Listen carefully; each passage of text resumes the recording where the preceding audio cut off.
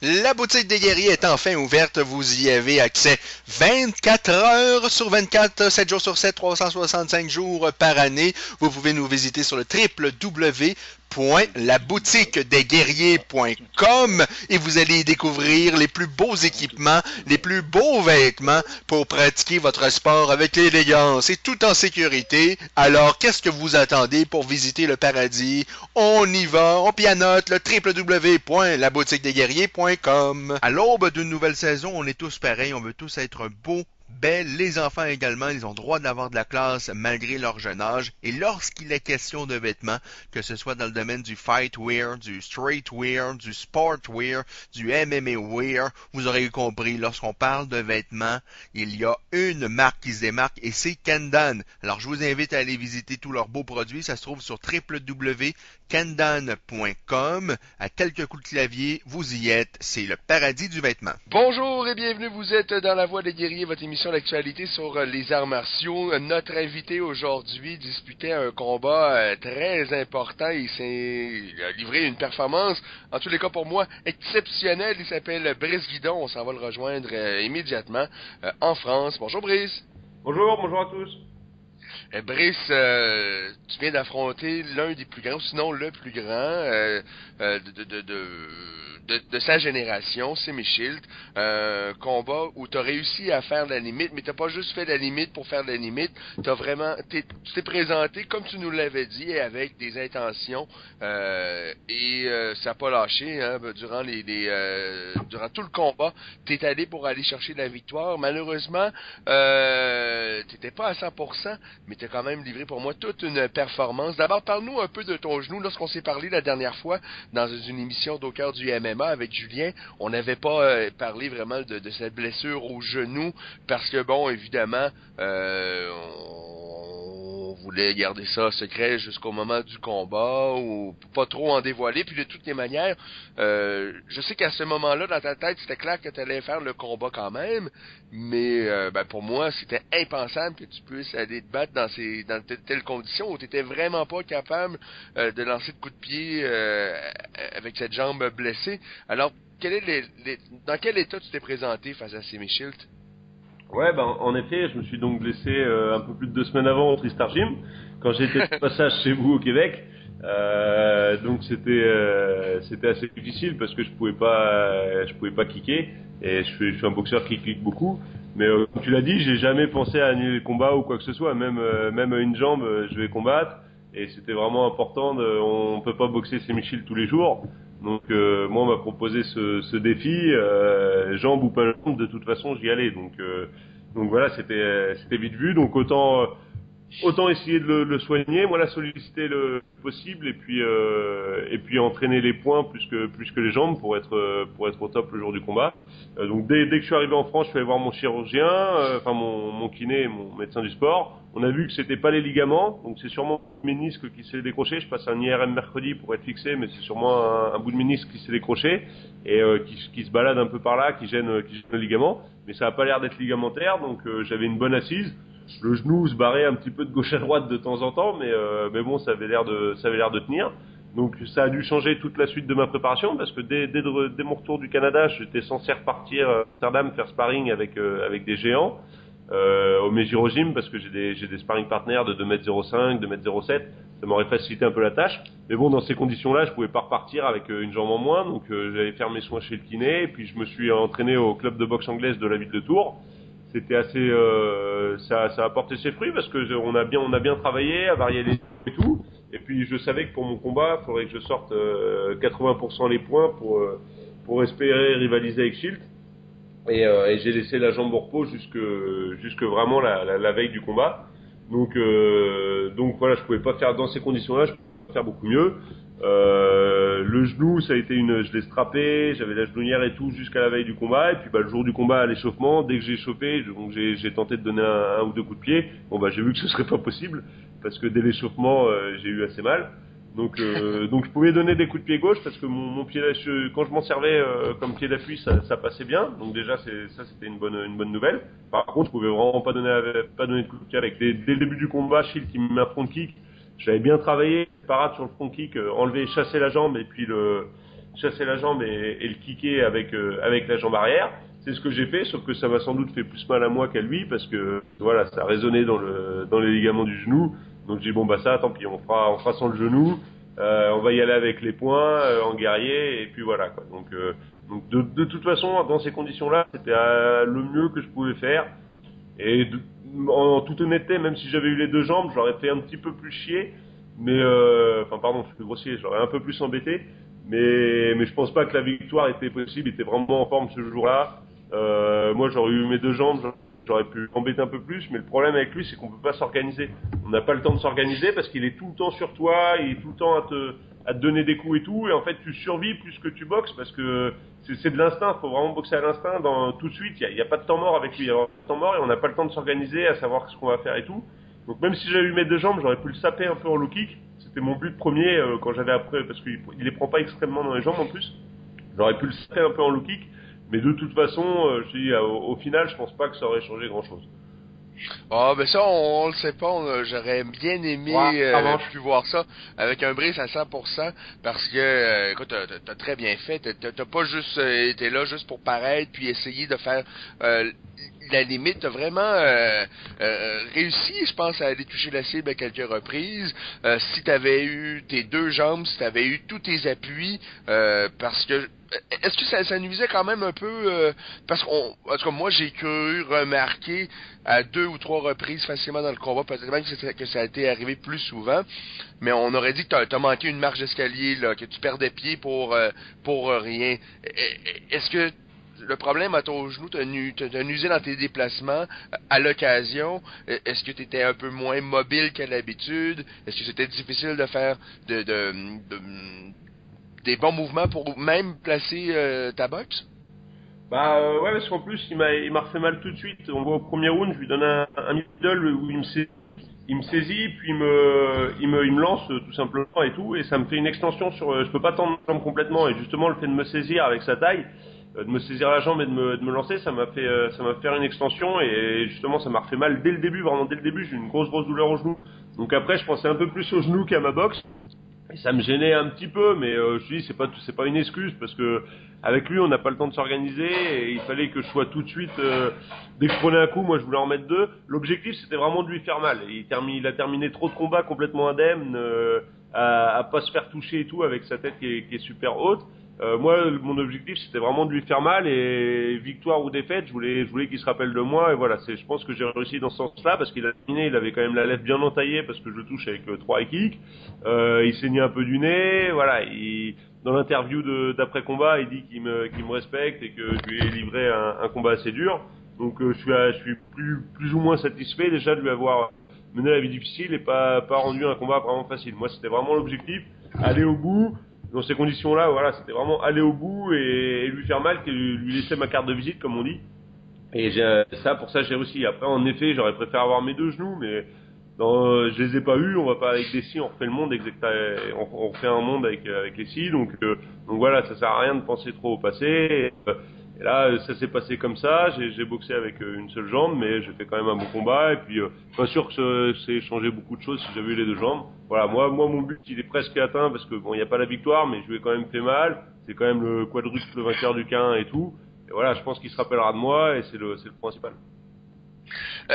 Est-ce qu'il y a eu beaucoup de personnes qui t'ont déconseillé de faire ce combat-là, Brice? Moi, j'y étais quand t'es tombé au Tristan. T'es pas tombé juste une fois, t'as essayé de te relever par la suite, puis t'as retombé une deuxième fois. Là, dans ma tête, c'était vraiment là le cauchemar. Je me suis dit, Colin, ce voyage-là au Québec n'aura pas été très payant pour toi.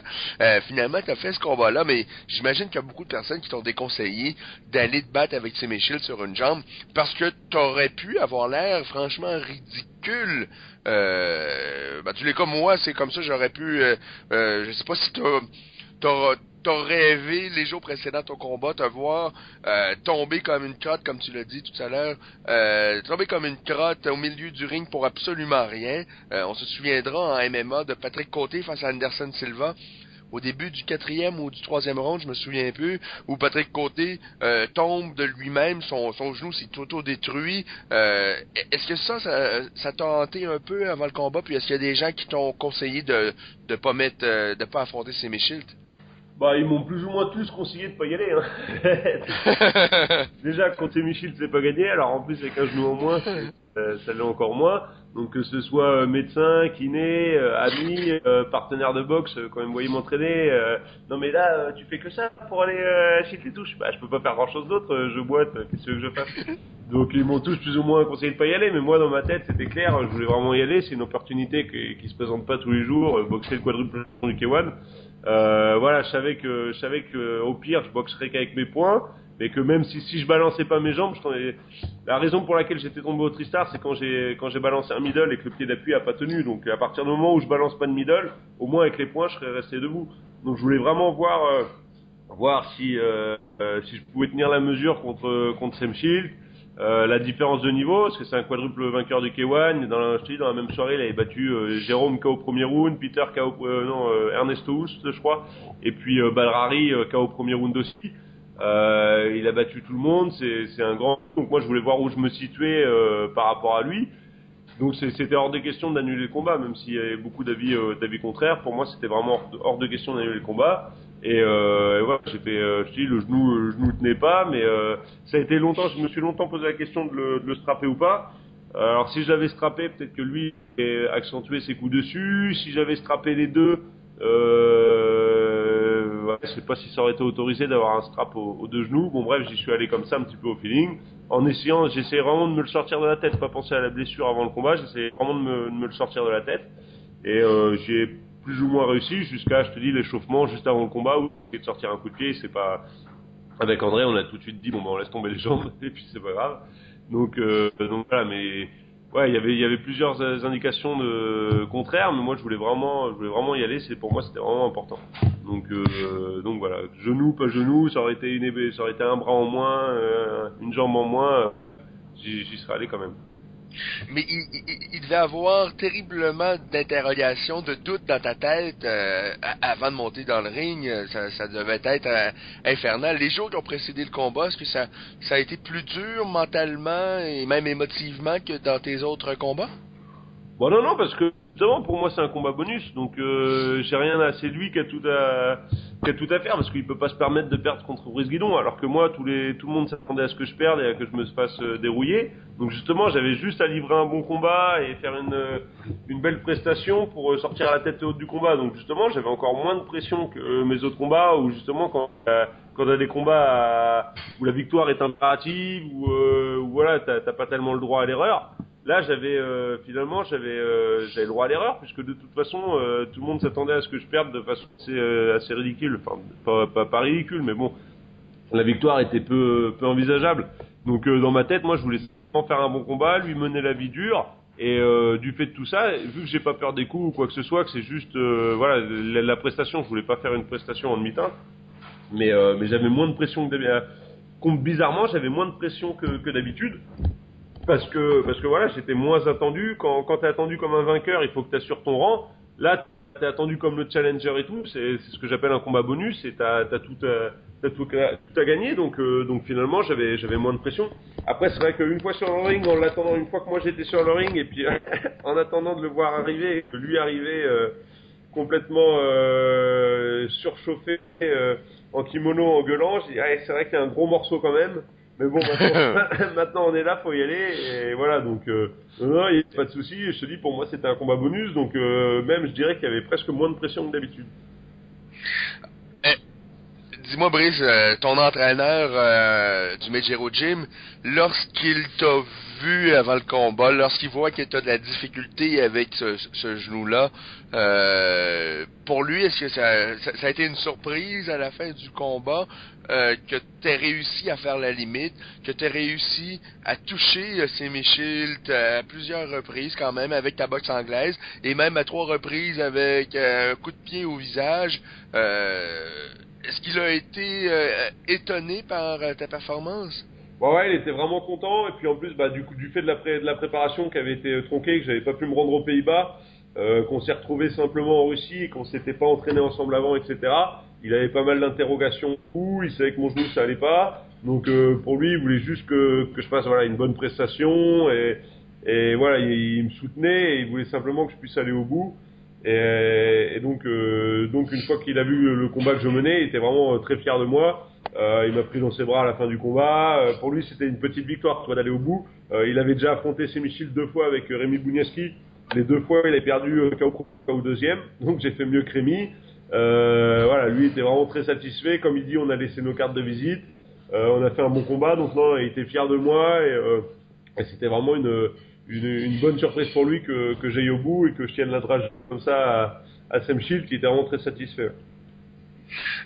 Là, qu'est-ce qui se passe avec toi, Brice? Je sais que tu avais un combat de prévu au mois d'avril. On comprendra, j'imagine, qu'avec ton genou, là, on peut pas faire des miracles comme ça à chaque semaine. Brice, c'est un miracle aux 6 mois qui est permis. Je pense que tu peux pas penser pouvoir faire ce combat-là. Il faut que tu donnes du temps, j'imagine, à ce genou-là. Peut-être faire enlever ce morceau de un ménisque. IRM mercredi, donc on en saura un peu plus mercredi. C'est vrai que c'est pas gagné pour que je boxe samedi prochain. Je te dis, on en saura un peu plus mercredi avec mon IRM. Mais ouais, de boxer à 2 semaines d'intervalle quand tu viens de boxer Shield. Et puis mine de rien, il m'a quand même pas mal touché. J'ai encore mal au nez, j'ai mal aux dents.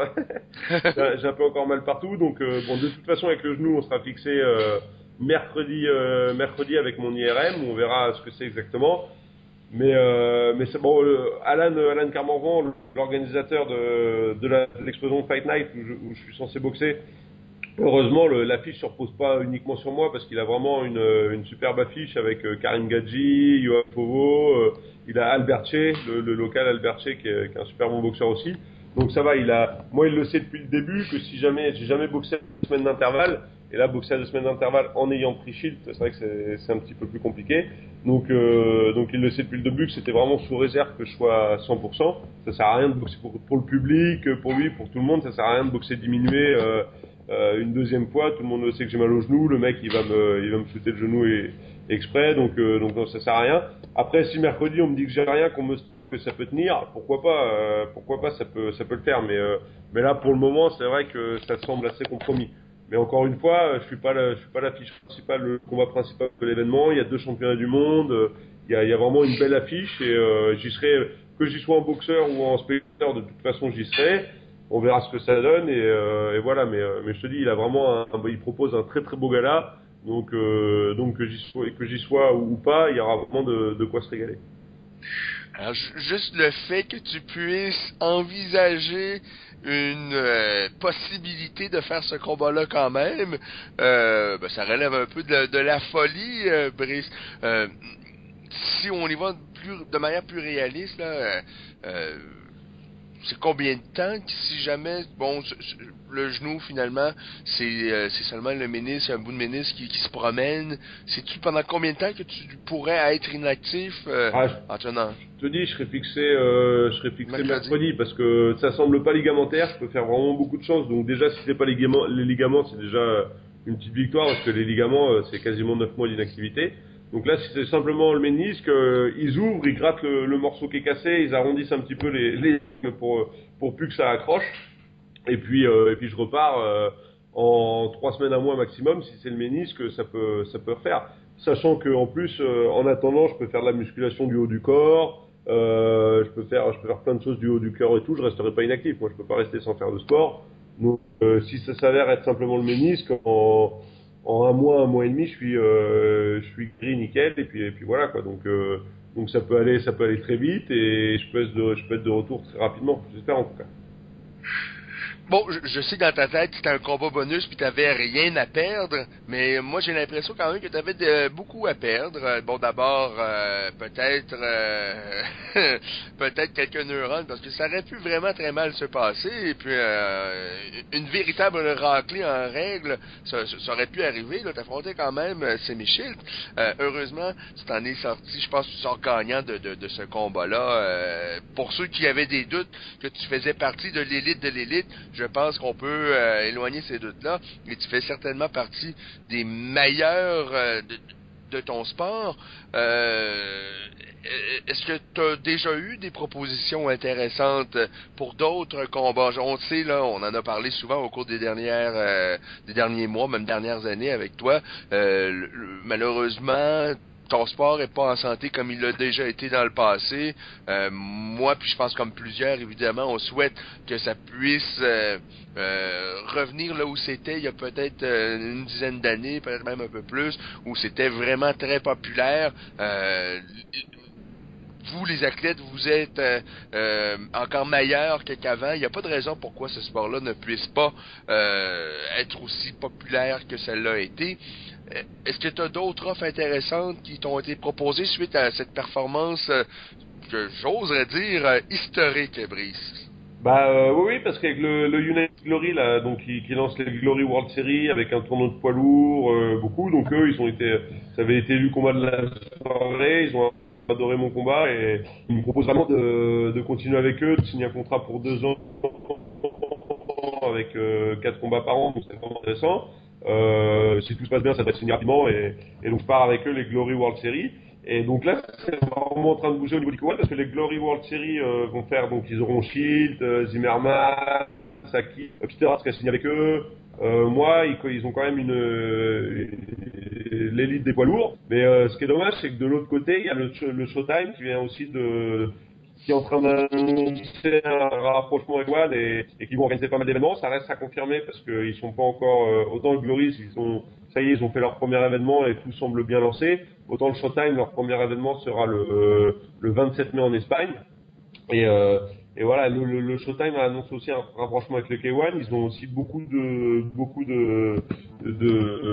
projets et ils veulent se lancer là-dedans. Ça peut être aussi super sympa. Maintenant, voilà, c'est dommage parce que au lieu de fonctionner tous ensemble, il va y avoir Showtime d'un côté et Glory de l'autre. Et il y aura les meilleurs poids lourds du côté du Showtime, les meilleurs poids lourds du côté du Glory, et on a du mal à envisager des affrontements entre les deux si ça reste en l'état, avec deux organisations bien distinctes. C'est un peu dommage parce que quand c'était le K1, c'était vraiment meilleur, et voilà, donc ça, s'il y a deux organisations comme ça, c'est un peu dommage, mais ça reste quand même positif pour le pied-point. Ça fait quand même deux énormes organisations qui vont proposer des bons combats de poids lourds. Moi, je devrais signer avec le Glory si tout se passe bien. Logiquement, je continue avec le Glory pendant 2 ans. Donc voilà, ça laisse quand même présager un beau futur pour le pied-point, et c'est en train de repartir doucement. Il y a deux organisations sérieuses qui se penchent vraiment là-dessus. Donc il y a pas de raison. Ça devrait aboutir. Moi, je devrais évoluer pas mal au sein du Glory. Donc voilà, pour le futur du pied-point, c'est quand même assez positif. Oui, et j'imagine qu'une fusion les choses peuvent se passer aussi rapidement. Peut-être que là, je comprends que les deux organisations sont sont certainement dirigées par des gens qui ne s'aiment peut-être pas d'amour, mais peut-être qu'éventuellement ils verront que pour le bien du sport, pour le bien de tout le monde en fait, ce sera de fusionner. En tout cas, on souhaite que les meilleurs puissent affronter les meilleurs comme ça l'a été dans le passé. Désolé. Si on fait l'autopsie un peu de la chute du K1, est-ce que tu penses que le fait... est-ce que un Bob Sapp, par exemple, ça l'a pu nuire au K1? Je sais qu'il y a eu plein d'autres, que ce soit aussi des soucis économiques, tout ce qui s'est passé au Japon, mais bon, d'amener des Bob Sapp, de voir Bob Sapp battre même Ernest Housse, qui est aussi l'un des plus grands du sport, ça a pu nuire, est-ce que ça nuit à la crédibilité du K1? Non, pas forcément, parce que il faut savoir que le K1, ses pics d'audience et les meilleures audiences qu'il a réalisées, c'est quand il y avait Bob Sapp au sein du K1. Au début, le Bob Sapp de maintenant, c'est plus du tout le Bob Sapp de l'époque qui avait faim, qui montait sur le ring pour gagner, détruire son adversaire, etc. Maintenant, il vient pour prendre son chèque et c'est tout. Donc c'est pas de Bob Sapp. Mais faut comprendre que les Japonais fonctionnent pas du tout comme nous. Et nous, on veut voir du beau pied-point avec des techniques, avec voilà des beaux gestes, etc. Eux, les Japonais, veulent voir du show. Donc c'est pas comparable. D'ailleurs, le K1, c'était promu par FIG, c'est Fighting and Entertainment. Donc c'est combat et divertissement. Ça veut bien dire, il y a 50% des performances, 50% c'est le show, c'est l'apparence, etc. Et les Japonais ont adoré quand il y avait Bob Sapp qui faisait le show, qui sautait sur ses adversaires, etc. Donc je pense pas que c'est pu nuire au K1. Ce qui a nuit au K1, oui, évidemment, c'est les difficultés économiques et puis leur développement. Les mecs, ils ont toujours proposé les mêmes combattants au même endroit, s'affronter les uns contre les autres, etc. Ils ont pas su se développer. Si ça avait été, comme on dit à chaque fois, si ça avait été les Américains qui auraient eu ça ou quoi que ce soit, je pense qu'ils auraient proposé une politique de développement autre. Et le K1 est resté trop local, trop japonais, à mon sens. Ils proposaient, je te dis, toujours les mêmes événements, toujours au Japon, toujours les uns contre les autres.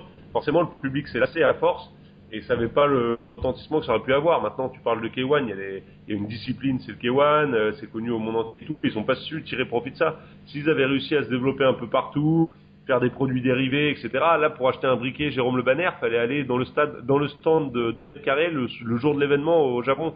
Tu n'avais pas moyen d'acheter un briquet Jérôme Le Banner sur Internet ou dans un magasin ou une paire de gants K1, etc.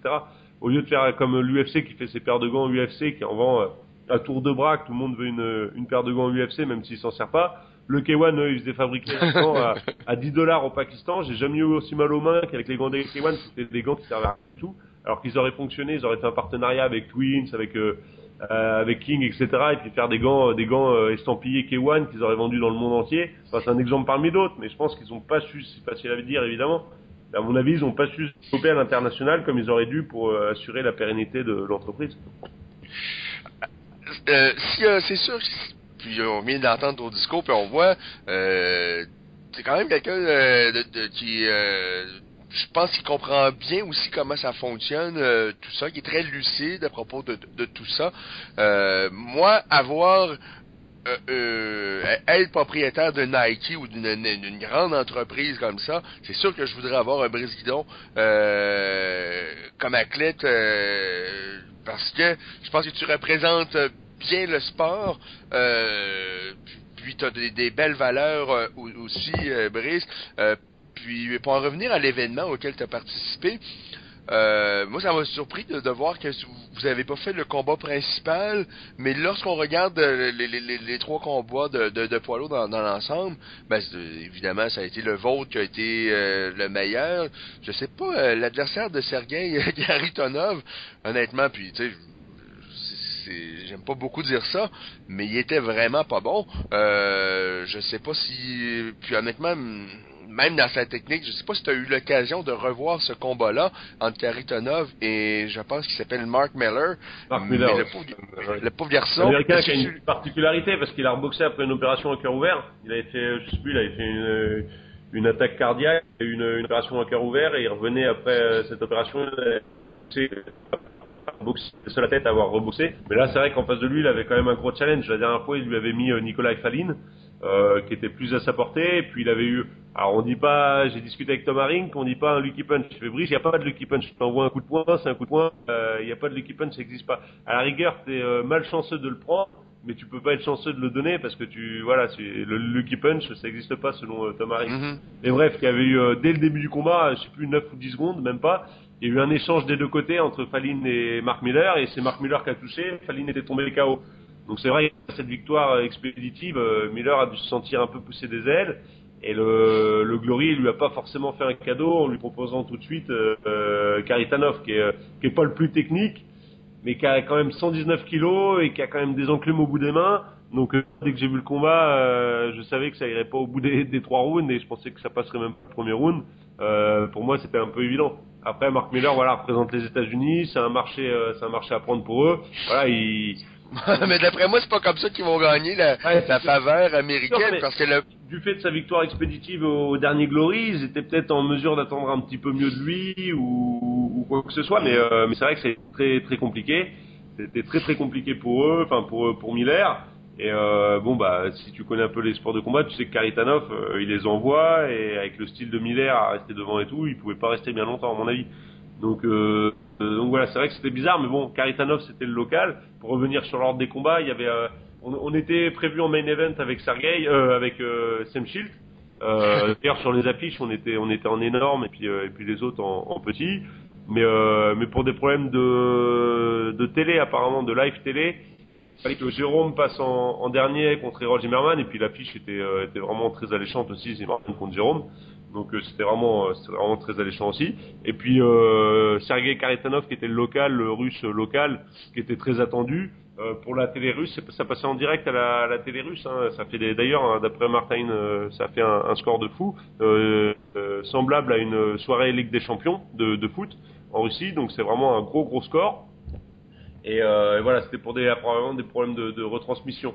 Mais sinon, il n'y avait aucun souci. Moi, justement, après, j'ai pu tout de suite, après mon combat, je me suis tout de suite changé. Enfin non, d'ailleurs, je me suis même pas changé. Je suis allé mettre mes baskets et je suis allé dans le coin de Jérôme pour le soutenir contre Errol Zimmerman. Malheureusement, ça s'est pas très bien passé. Jérôme a été cueilli à froid, et puis une fois qu'on est cueilli à froid, c'est vrai qu'il est difficile de revenir. À mon sens, il a laissé un petit peu trop Zimmerman s'organiser, parce que c'est vrai que Zimmerman, quand il s'organise et qu'il balance ses points, il sait qu'il va toucher, et puis quand il touche, ça fait super mal. Il aurait fallu le bousculer un petit peu plus, mais après, il aurait pu le bousculer et se faire contrer. Enfin, c'était vraiment un combat facile. Jérôme est tombé au premier round, mais il est déjà surmotivé. Il fait non, je vais le reprendre, il veut pas rester là-dessus. Et il veut déjà le reprendre, etc. Donc on verra ce que ça donne. Mais bon, c'est sûr qu'il a pas boxé à sa juste valeur ce soir-là. Bon, Zimmerman les envoie quand même, faut pas les prendre, quoi. Malheureusement, Jérôme en a pris une, et puis voilà. Mais je pense, moi, Zimmerman, à mon avis, on va bientôt me proposer, puisque j'ai signé pour 2 ans, logiquement, je devrais le prendre bientôt. Et c'est vrai que, pareil, le truc avec Zimmerman, c'est pas de le laisser s'organiser, quoi. Je pense qu'il a pas un cardio en plus très très bon. Donc si on le bouscule un peu et qu'on évite de les prendre, il y a moyen de faire quelque chose. Alors, tu as Errol Zimmerman un peu dans ton agenda. C'est quelqu'un que tu aimerais affronter en plus, je dirais pas, même plus particulièrement qu'un autre, ouais. Parce que bon, premièrement pour venger peut-être Jérôme, mais peut-être pour d'autres raisons. Ouais, parce que Zimmerman, c'est quand même pas le plus respectueux des combattants, c'est même l'un des plus irrespectueux. Moi, je respecte beaucoup les combattants et tout, et c'est vrai que Zimmerman, il a des valeurs qui sont un peu différentes. Il vient plus faire la bagarre que pratiquer un sport. Et puis voilà, quand j'étais avec Bouzidi, qu'il avait boxé Bouzidi, quand j'avais pris Saki, il avait pas du tout été respectueux non plus. Moi, après, j'ai aucun souci avec lui personnel. C'est vrai que dans l'image qu'il transmet, les valeurs qu'il transmet et tout, je suis pas tellement en adéquation avec. Donc, si jamais je pouvais le boxer, lui rendre la vie dure et lui apprendre un peu le respect, ce serait très bien. Est-ce que tu veux changer quelque chose, ton entraînement? Là, on comprend, là, c'est sûr que tu peux pas refaire Avoir les 2 genoux, ce serait bien pour moi. Oui. Avoir les 2 jambes. Mais sinon, est-ce que, avec la performance que tu as fait avec ton anglaise contre Sam Shield, est-ce que ça te donne d'autres idées, d'autres alternatives que tu veux peut-être étudier? Est-ce que tu veux préparer tes combats de manière différente pour tes prochains combats? Non, mais là, c'est vrai que je me suis rapproché du club de boxe anglaise, de boxe anglaise de la ville de Tours et les Fontaines, enfin de jouer les Tours. Non, je sais même plus enfin bon, bref, du club des Fontaines, de par chez nous. Et c'est vrai qu'ils ont fait du super boulot, que ce soit moi ou Ali, ils me prenaient au pas de d'ours, je suis toujours le bienvenu, c'est super agréable et tout. Et je pense aller tourner plus souvent. J'ai déjà un sparring d'anglaise qui vient la semaine prochaine aussi. Je vais mettre un peu l'accent en boxe anglaise, et puis bien sûr toujours terminer mes préparations et les jambes.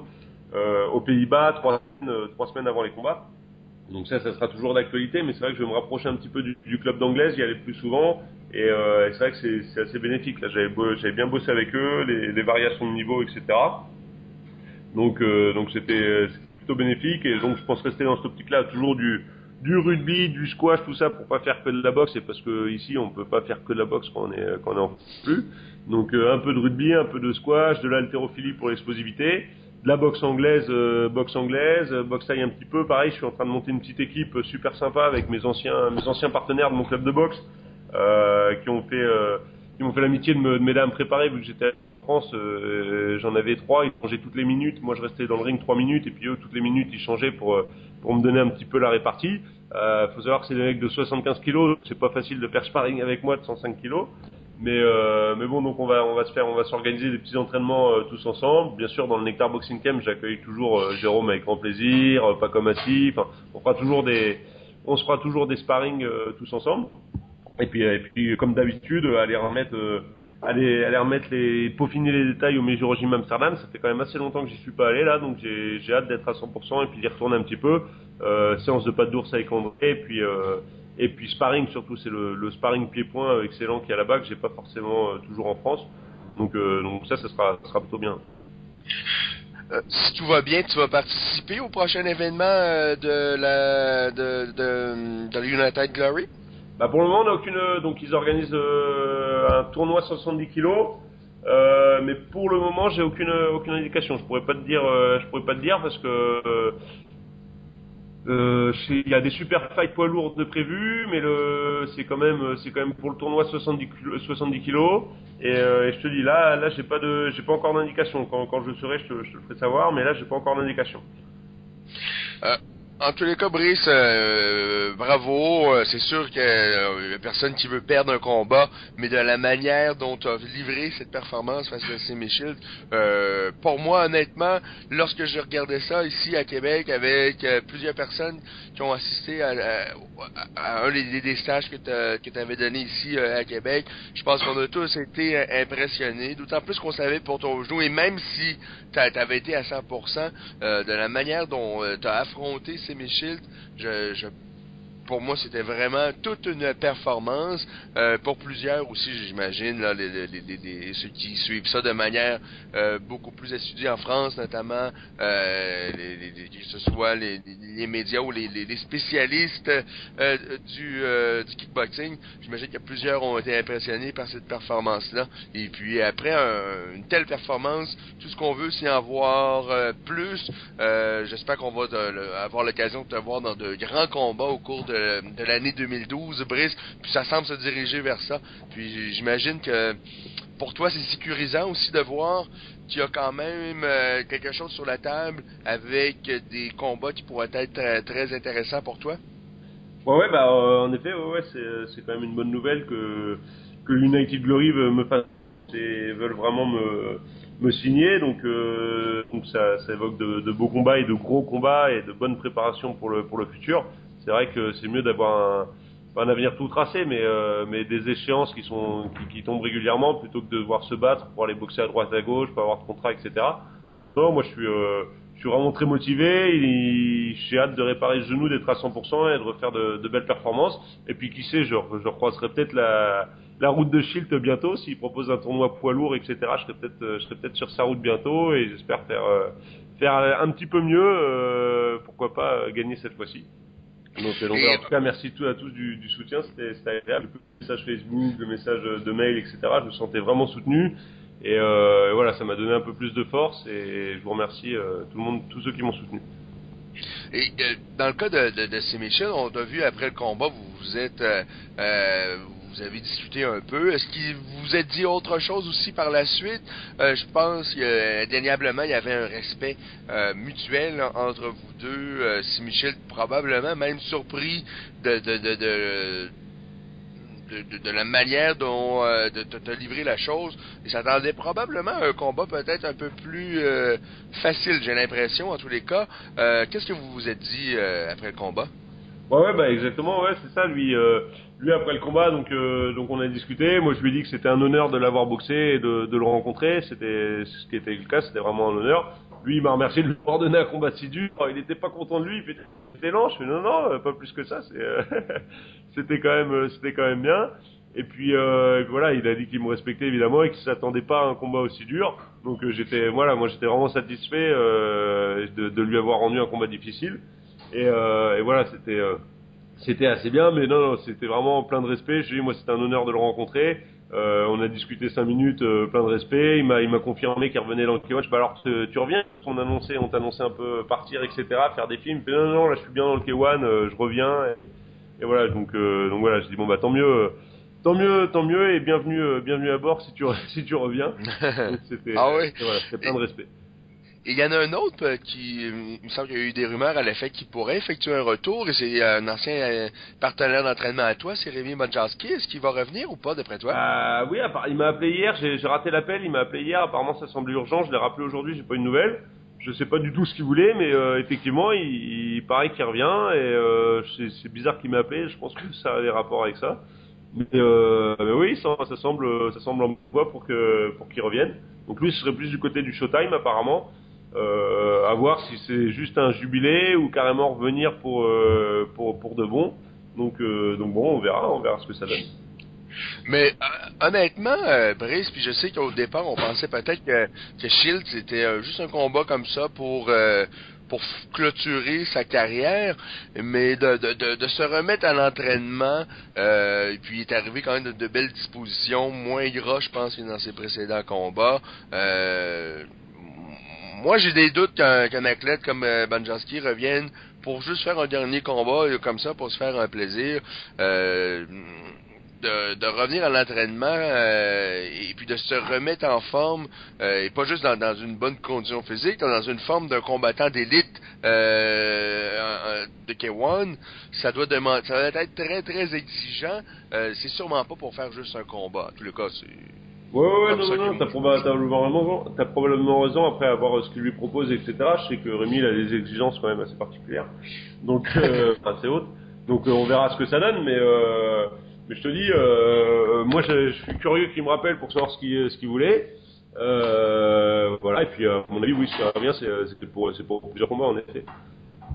Ben, un grand merci pour tout, Brice, pour ta venue au Québec. Ça a été un plaisir de t'accueillir. C'est un plaisir de venir, et merci de m'avoir accueilli, parce que c'était vraiment un bon moment. Il y a juste ce problème de sac qu'on a eu, mais sinon c'était vraiment un bon moment avec vous à Québec. Oui, ça a été des beaux moments, Brice. Tu as perdu un genou, t'as failli perdre une poche de hockey que t'as magasiné, je dirais, pendant 2 jours. C'était toute une aventure. En tous les cas, Brice, en espérant te revoir en action, ben là, je veux pas dire le plus rapidement possible, là, parce qu'il faut quand même, je pense, que tu reviennes à 100%. Et je pense qu'il va y avoir de grandes rencontres au cours de la prochaine année pour toi, et ça va être pour moi là, j'ai vraiment hâte de voir ça. Et puis ben félicitations encore, Brice Guidon, et merci pour tout. Merci beaucoup, merci à vous, et puis à bientôt avec grand plaisir.